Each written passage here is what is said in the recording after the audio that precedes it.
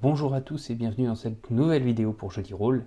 La vidéo d'aujourd'hui, on va la consacrer à continuer d'explorer les règles de l'anneau unique, de la deuxième édition de l'anneau unique, avec aujourd'hui les règles du voyage. Le voyage, alors, petit élément déjà à se rappeler, hein, le voyage, il est mis en place, toutes ces règles sont mises en place, mais évidemment c'est un travail collaboratif de description entre le MJ et les joueurs. Dans la description de différents événements qu'ils vont réaliser.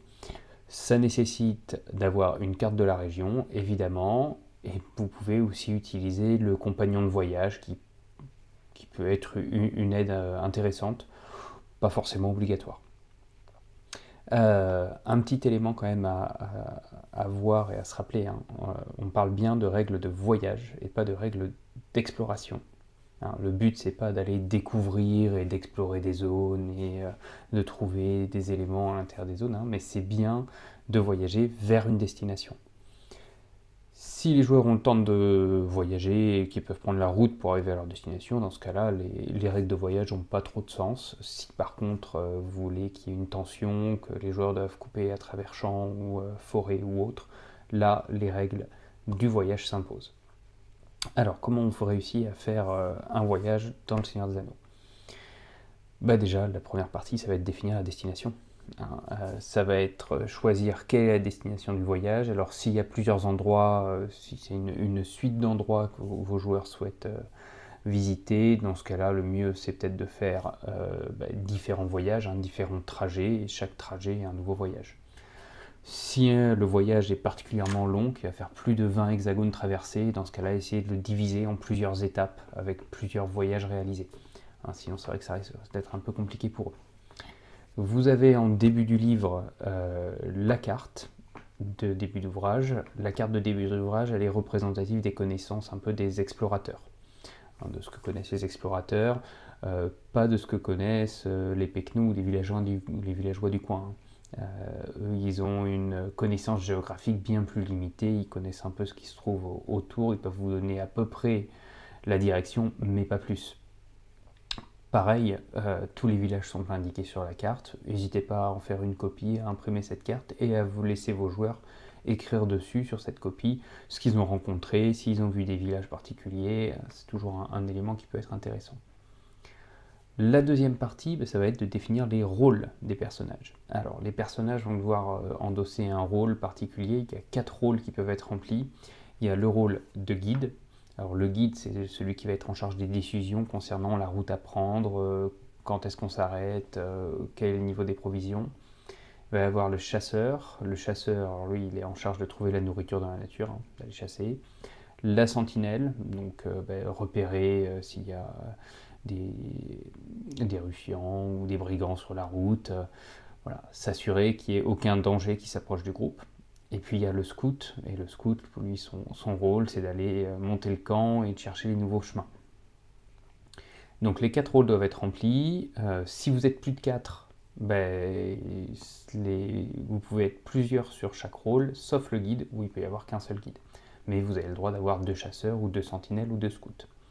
Si vous êtes moins de 4, dans ce cas-là, il faut définir une personne, ou peut-être plusieurs personnes qui font plusieurs rôles. Dans tous les cas, il peut y avoir qu'un seul guide. Donc, définir les rôles du personnage. Maintenant, on va passer au voyage en tant que tel. Alors, le voyage, la première partie, ça va être définir le trajet. Donc, évidemment, on a choisi la destination. Les joueurs vont devoir vous indiquer, en fonction de la topographie, quels hexagones ils vont traverser pour arriver à leur destination. Comptez le nombre d'hexagones qui vont emprunter. Évidemment, faites attention à la topographie des lieux. S'il y a une rivière, s'ils choisissent de la traverser à gué, si c'est un gros fleuve, ça risque d'être compliqué. Donc peut-être qu'en effet, il va falloir prolonger pour passer par un pont. Les montagnes, il y a des montagnes aussi qui sont infranchissables. Attention à ça. Une fois qu'on a défini donc ce trajet, c'est là où le compagnon de voyage peut être intéressant. Vous pouvez reporter ça dans la partie un peu de dessin de la partie supérieure du compagnon de voyage.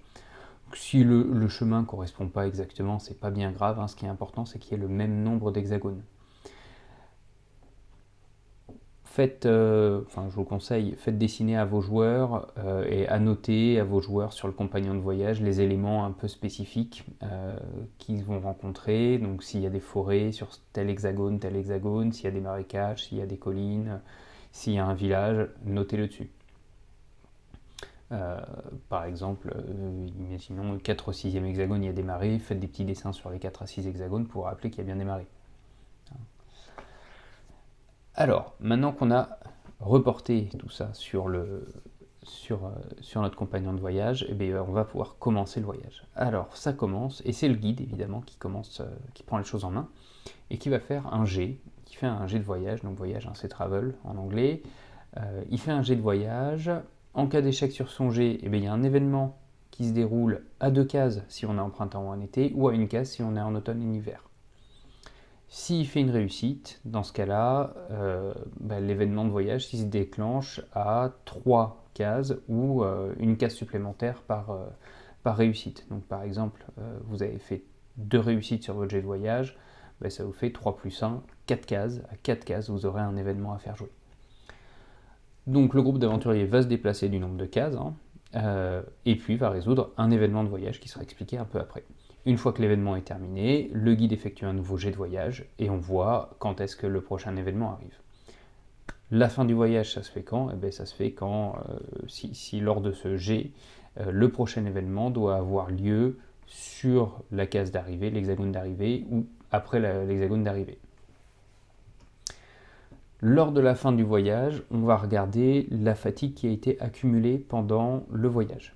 Alors pareil, la fatigue accumulée, on va en discuter pendant l'événement de voyage qui vient juste après. Cette fatigue accumulée pendant le voyage, durant ces événements, ils sont enregistrés au cours du voyage sur le compagnon de voyage, et cette fatigue, elle ne diminue pas pendant le voyage. Elle ne fait que s'accumuler. En gros, vous dormez à la Belle Étoile ou dans des camps que vous avez réussi à faire, mais enfin, ce n'est pas un abri sécurisé, vous n'arriverez pas à récupérer complètement. Donc la fatigue, elle va s'accumuler.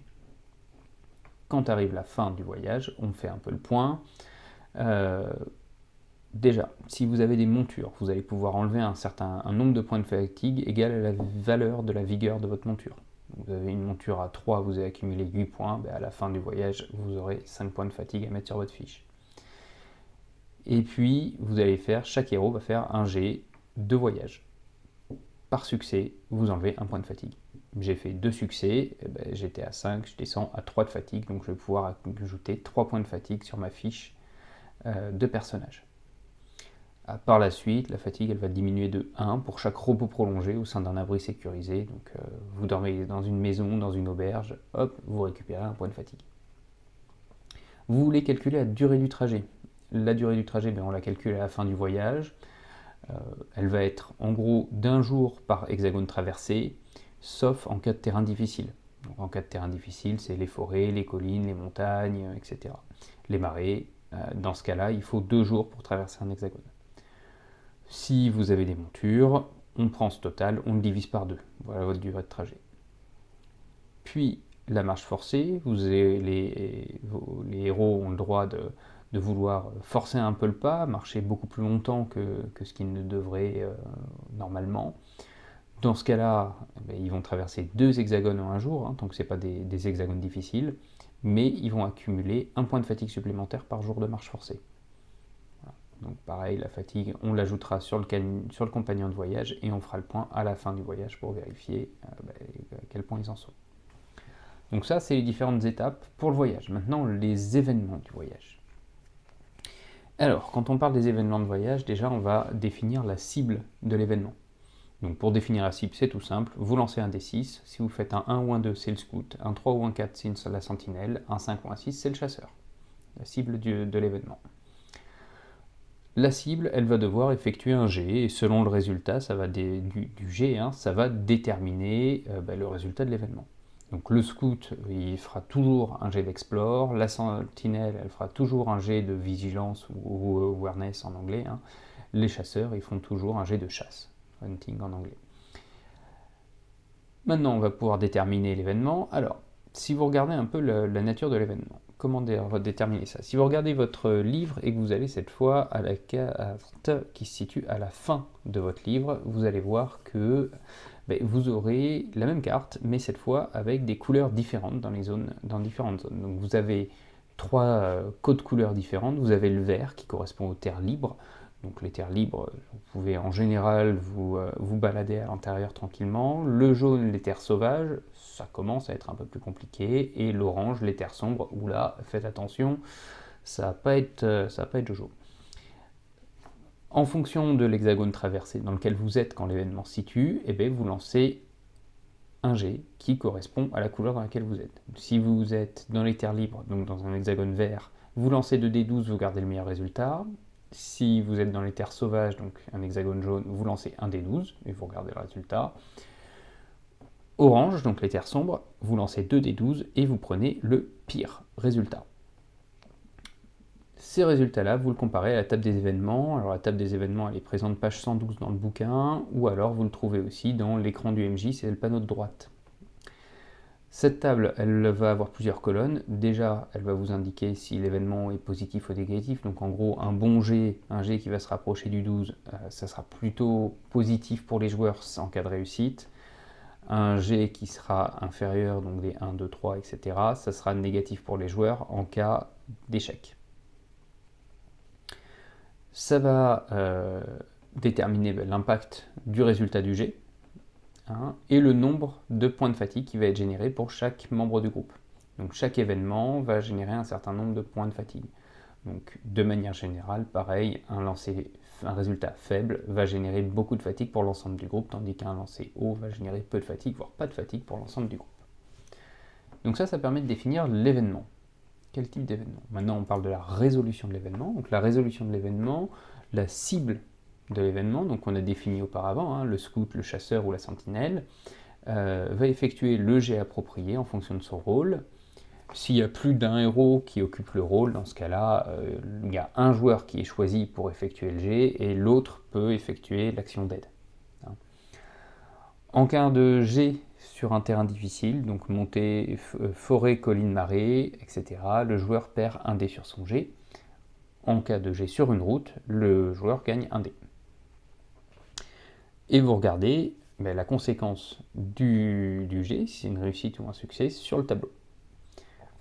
Donc le tableau, vous verrez, il est un peu particulier, c'est-à-dire que pour les jets qui sont faibles, il met uniquement une conséquence négative en cas d'échec. Il n'y a pas aucune information en cas de réussite. Et pour les jets qui sont plutôt forts, il n'y a que des informations en cas de réussite et pas en cas d'échec. Donc dans ce cas-là, moi ce que je vous conseille, il ne se passe rien en cas d'échec si jamais il y a indiqué quelque chose pour les réussites, uniquement les joueurs qui se prennent la fatigue. Il y a un autre élément qui est intéressant, vous verrez toujours à la fin de votre livre, vous avez certains endroits qui sont encadrés, certains hexagones qui sont encadrés avec un chiffre à l'intérieur. Ça, ce sont des localisations périlleuses. Le chiffre à l'intérieur correspond au niveau de péril de la zone. Dès que votre compagnie va rentrer à l'intérieur d'une zone périlleuse, elle s'arrête. Et pour pouvoir sortir de cette zone, elle va devoir affronter un nombre d'événements égal au niveau de péril. Donc vous avez 2 niveaux de péril, il va falloir faire 2 événements à l'intérieur de la zone avant de réussir à sortir. Voilà, tout simplement. Vous verrez dans ces zones un peu particulières, vous en avez qui sont décrites dans le chapitre 9 du livre de règles de base, et puis le livre complémentaire des ruines du royaume perdu va décrire de manière plus détaillée certains éléments qui peuvent se trouver à l'intérieur de certaines zones, notamment Mongram ou les Vieilles Mines Naines ou Erinvorn, où vous aurez des spécificités à l'intérieur de ces localités. Voilà, certains donjons ou autres. Écoutez, voilà, on a fait le tour du voyage. J'espère que ça a pu vous renseigner et que ça vous a plu. Et je vous dis à la prochaine.